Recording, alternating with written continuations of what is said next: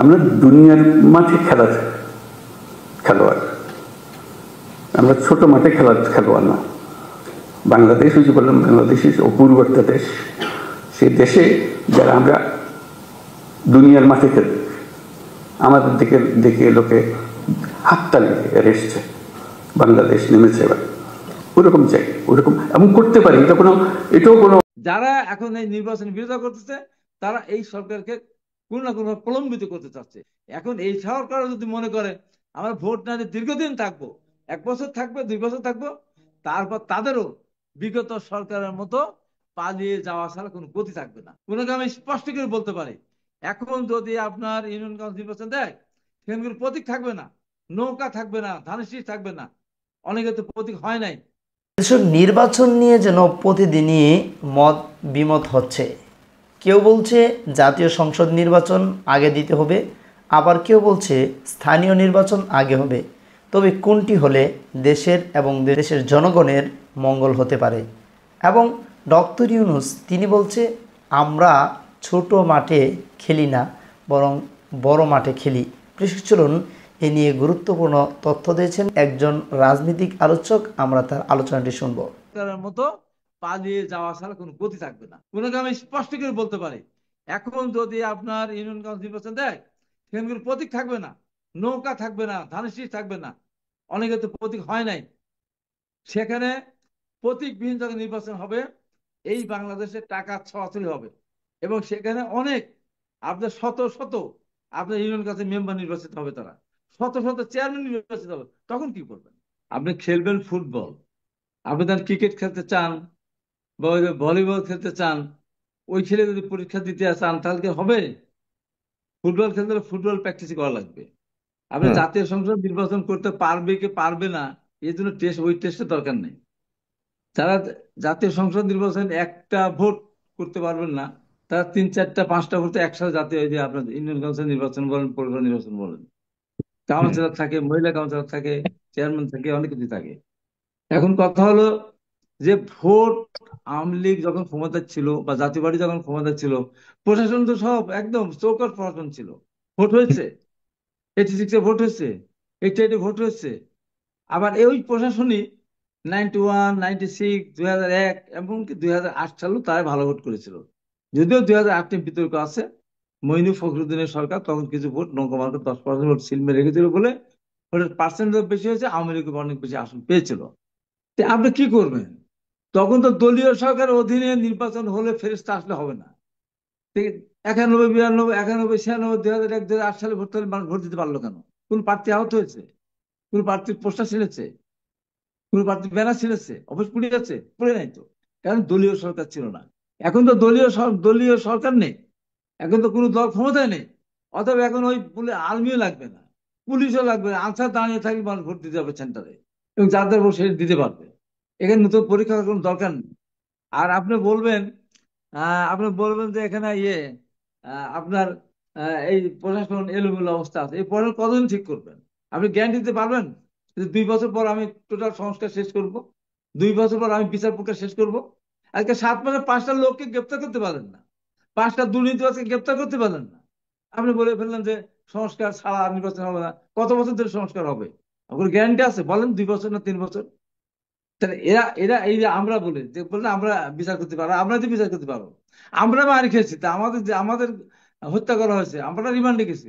যারা সরকারে আছে তারা কি একটা লোক জেলে গেছে, না একটা টিয়ারশেল খেয়েছে, না রাজপথে মিছিল করছে? রোদের সময় মিছিল কষ্ট লাগে কেমন, শীতের সময় খোলা আকাশ নিয়ে থাকলে কেমন, তারা কি জানে? আপনি বলে ফেললেন যে কেউ জেলে কিছু, জেলে তাহলে এমনি হলো। আমাদের লোক সেখানে যায় নাই? আমাদের 5 থেকে 7 হাজার গ্রেপ্তার হলো কেন? আমাদের আমাদের 5 থেকে 700 ছেলে বিভিন্ন অঙ্গ সংগঠন তারা শহীদ হলেন কেন? মাঠে যদি আমরা না যাবো? এই যে অবান্তর কথাবার্তা কিছু বলা, একটা ন্যারেটিভ নিয়ে আসছে যে এরাই সব করে বলতে বিএনপি মাঠে গেছে, বিএনপি মাঠে ছিল না। মাঠে না থাকলে কেন? একবার কি বলেছে? বিগত সরকার একবার বলেছে যে এই যে বৈষম্য বিরোধী ছাত্র আমার সরকার পতন চায়? একবার বিএনপি, একবার আওয়ামী লীগ বলেছে? না, বলে নাই।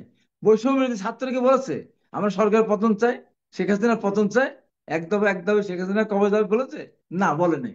আমরা বলেছি, আমরা বলেছি, প্রথম থেকে বলেছি, শেষ পর্যন্ত আমরা বলেছি। এখন ছেলেরা করেছে, তাদেরকে আমরা সম্মান করি।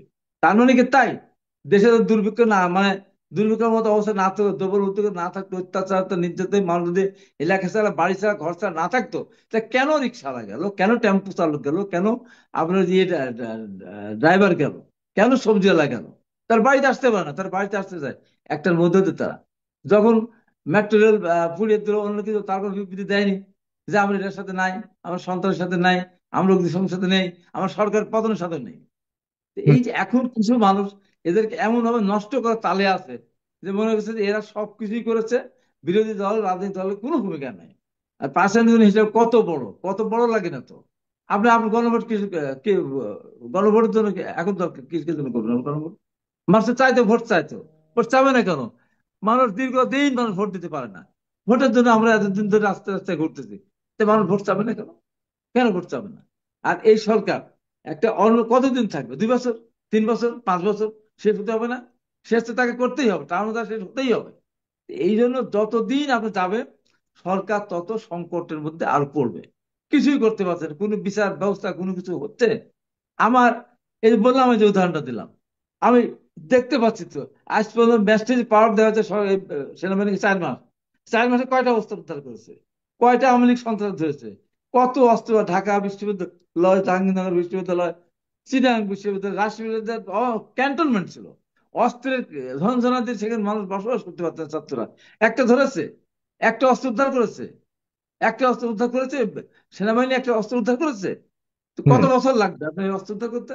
এই জন্য বলছি, একটা যুক্তিসঙ্গত সময় আমরা বলেছি নির্বাচন করার ক্ষেত্রে কোনো বিয়ে নেই, ভোটার লিস্ট হয়ে আছে, সমস্যা কি? এই এই মানুষগুলি ভোট দিতে পারে। একটা চৌকস প্রশাসন ছিল, কিন্তু তারা ভোট ডাকাতি করেছে, ভোট সিল মারার তারা ছিল, 100% ভোট দেখিয়েছে। আপনি বলেন, আপনি কিন্তু প্রশ্ন করেছেন যে 100% ভোট কাস্ট হয় কিনা? একদিন প্রিজাইডিং অফিসার ফোকাস করেছেন? এই প্রিজাইডিং অফিসার সাহেব, প্রিজাইডিং অফিসার ফোন করে জিজ্ঞাসা করেছেন যে আপনি 100% ভোট কাস্ট হয় কি করে? মানুষ সব বেঁচে যায়, মরে যায়, বিদেশ থাকে, অসুস্থ থাকে, কিভাবে 100% ভোট কাস্ট হলো? চৌকস প্রশাসন ছিল, চৌকস এসপি ছিল, চৌকস ডিসি ছিল, চৌকস নির্বাচন কমিশন ছিল। করেছে প্রশ্ন? প্রধান নির্বাচন কমিশনকে রিটার্ন জিজ্ঞাসা করেছে, এই তোমার জেলায় এতগুলি জায়গায় প্রিজাইডিং অফিসার 100% ভোট দেখালো, তুমি কেন নিষেধ করো না, কেন তুমি প্রশ্ন করেছো? করেছে? করেনি, কারণ দলীয় সরকার ক্ষমতা ছিল, এমপি থেকে তারা নির্বাচন করেছে, যে কারণে ভোটের এই অবস্থাটা হয়েছিল। যেহেতু এখন কোনো এমপি নেই, এখন যদি কোনো দল রাষ্ট্রীয় ক্ষমতা নেই, অতএব এই এখন এই নির্বাচনটা নির্বাচন কমিশন ঘোষণা করে যার যার ভাগে সে গিয়ে তারা মানুষের কাছে যাবে, মানুষের কাছে তাদের আদর্শ প্রচার করবে, মানুষের কাছে ভোট দেবে। এখানে তো কোনো আমি ব্যর্থ দেখি না। যারা এখন এই নির্বাচনের বিরোধিতা করতেছে, তারা এই সরকারকে কোনো না কোনো প্রলম্বিত করতে চাচ্ছে। দেশে যে কোনো ধরনের একটা অঘটন দুর্ঘটনা ঘটতে পারে যদি এইভাবে চলতে থাকে। বিভিন্ন শ্রেণীর মধ্যে আজকে বিভাজন সৃষ্টি করা হচ্ছে। আজকে বিএনপির একটা বৃহৎ দল, যার লক্ষ লক্ষ কর্মী যারা মামলা দিয়ে, এখনো আমাদের মামলা আছে জানেন। আমরা কি বাড়িঘর দখল করতে গিয়েছিলাম? এখন বলতে বাড়িঘর দখল, হ্যান ত্যান আমাদের যে বাড়িঘর দখল হয়ে গেছিল, পুকুরে মাছ মেরে নিয়ে গেছিল, সেখানে তখন কি প্রশ্ন করেছেন?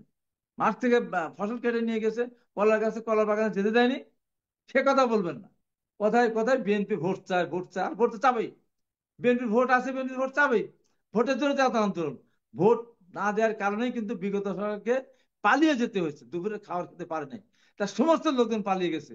এখন এই সরকার যদি মনে করে আমরা ভোট না দিয়ে দীর্ঘদিন থাকবো, 1 বছর থাকবে, 2 বছর থাকবো, তারপর তাদেরও বিগত সরকারের মতো পালিয়ে যাওয়া ছাড়া কোনো গতি থাকবে না। আমরা চাই না অতীত সরকারের মতো তারাও পালিয়ে যাক, যেহেতু এই সরকার আমাদের আন্দোলনের ফসল, আমরা আন্দোলন করেছি, রক্ত দিয়েছি, তাদের সরকার গঠন করার সুযোগ দিয়েছি, তাদের কাছে আমার প্রতিনিধি চাওয়া লাগবে কেন, আন্দোলন করতে লাগবে কেন? তাদের কাজই একটা সুষ্ঠু নির্বাচনের মধ্যে দিয়ে দেশটাকে একটা স্থির পরিস্থিতি বা গণতান্ত্রিক ধারায় ফিরিয়ে নিয়ে আসা। সেখানে ন্যূনতম যে কাজ করে, হ্যাঁ ওটা সংস্কার করেন। ভোটের জন্য সংস্কার কি করবেন? যদি কেউ কার পোস্টার ছেড়ে, সে প্রার্থী বাতিল করে দিবেন। ইলেকশন দিনে ভোট সিল মারতে যায়, তার প্রার্থীদের বাতিল হুঙ্কার দিয়ে দেন না কেন, ঘোষণা দিয়ে দেন না কেন?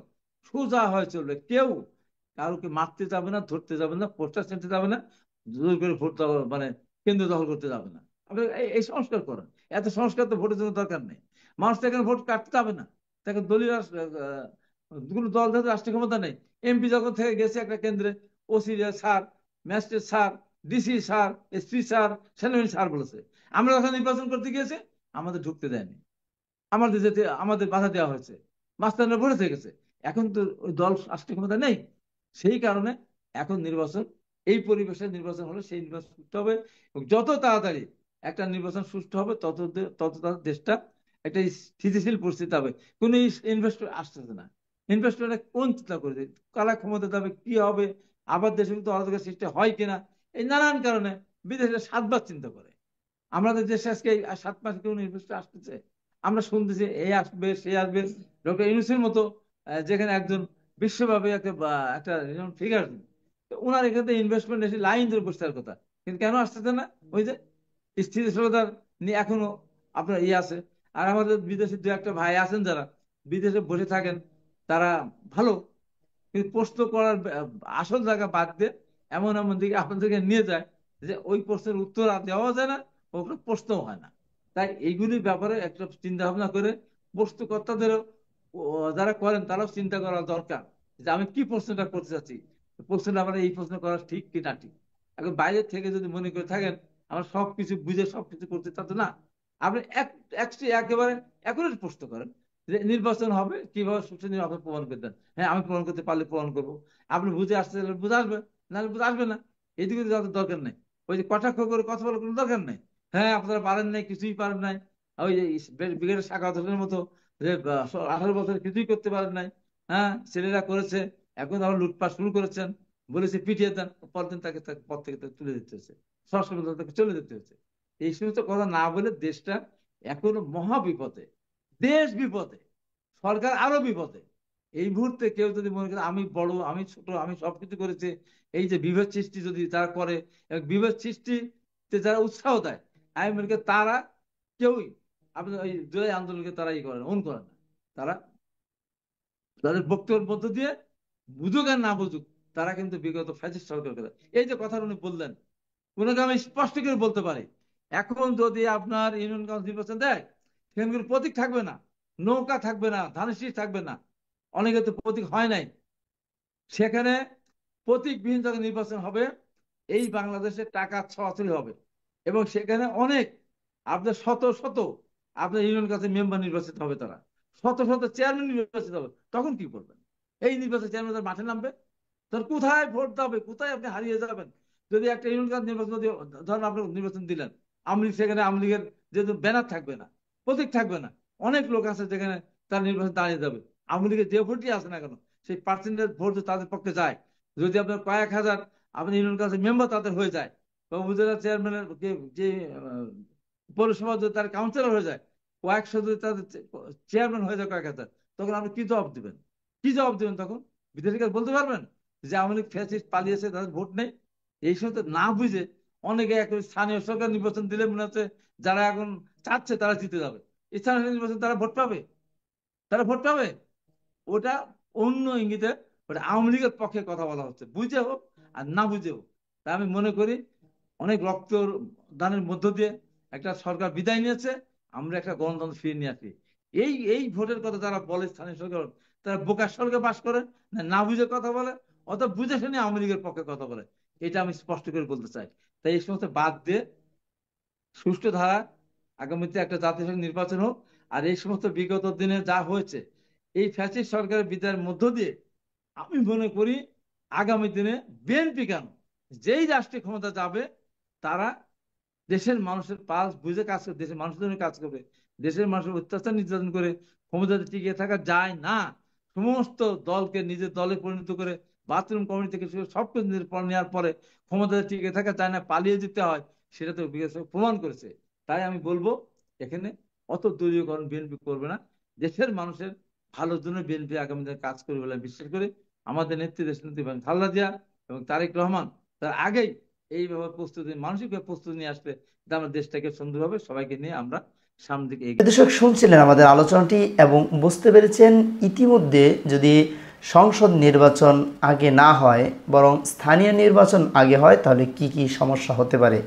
আমরা মনে করি সংসদ নির্বাচন যদি আগে হয় তাহলে এটি কিন্তু দেশের জন্য একদিকে ভালোর দিকটা যদি আপনাদেরকে বলি, সেটি হলো দেশের একটি স্থায়ী সরকার থাকা অবস্থায় স্থানীয় নির্বাচন হলো, অর্থাৎ এই অন্তর্বর্তীকালীন সরকারের বাংলাদেশ কিন্তু নিয়ন্ত্রণে নয়, কারণ এখন পর্যন্তই প্রশাসন ঠিক হয়নি, এই কারণে যদি কোনো দলীয় সরকার ক্ষমতায় যায়, সেখানে এই যে ইউনিয়ন পর্যায়ের নির্বাচনগুলো রয়েছে সেগুলো কিন্তু তারা ভালোভাবে পরিচালনা করতে পারবে।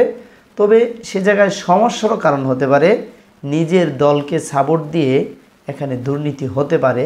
সেই দিকটি যদি আবার আমরা বিবেচনা করি তাহলে কিন্তু স্থানীয় নির্বাচনের প্রাধান্য আগেই চলে আসে। তবে স্থানীয় নির্বাচন হলে আওয়ামী লীগকে পুনর্বাসন করা হবে, এটি কিন্তু অনেকেই বলছে।